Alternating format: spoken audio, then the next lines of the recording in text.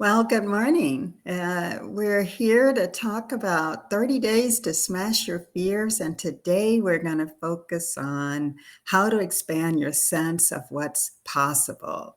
So, Gabriel, what is it that you think helps expand the sense of what's possible?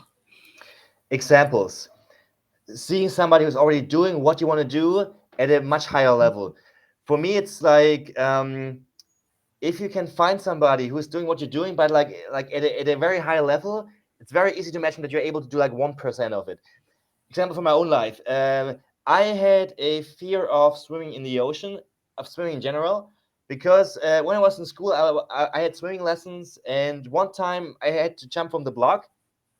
I wasn't ready, but the teacher pushed me in the Hmm. idea of helping me to overcome this, but he was not helping me. Instead, he was blocking me. From that point onward, I had a trauma a little bit of like I was so afraid of the water that I didn't want to learn much more. I was able to swim. I could swim. I couldn't really swim. I was limiting myself in my abilities because I had this trauma of being pushed in there, and that always was with me.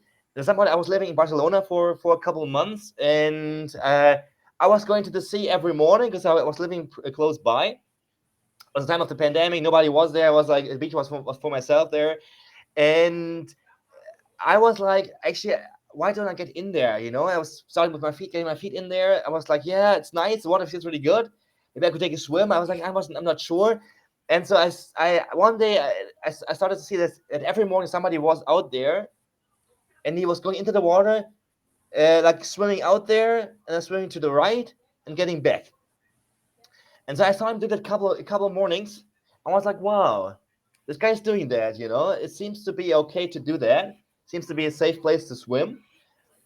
And then I was like, let's take it even bigger. And I was looking up what is the what record for distance, like long distance swim, because I'm not about speed, but I'm about persistence and endurance. And I saw somebody who was swimming, and a guy like in his 60s, he was swimming from Italy to Croatia, and I think even back. Like 160 kilometers, something like that, a huge distance. I was like, if he can swim like 160 kilometers, I can easily do 1 kilometer. I can easily do like 1 or 2% of what he's doing. I can do it. If that's humanly possible, I can do it. Just a bit of that. And then I was starting kind of like to go into the ocean a little bit. Facing my fear. Being with it, not going too much out there because I didn't want to panic in the water. But doing a little bit more each day until I was able to swim quite a bit, quite some time in the ocean because I saw somebody who was doing it, and I looked up like what's the limit of what we currently know what's humanly possible. I was like, if that's the limit, I can do just 1% of that. I love that 1% rule. And yeah, I think you've challenged us in an extraordinary way to expand our sense of what's possible. Find something big that is in line with what you hope to do, and just do 1%. That expands your sense of what's possible. I love that. So, do you have a call to action? Grace, you already mentioned it. That's it. Take like don't let your past limit you.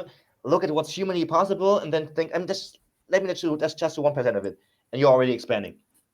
Yeah, I love it. I love it.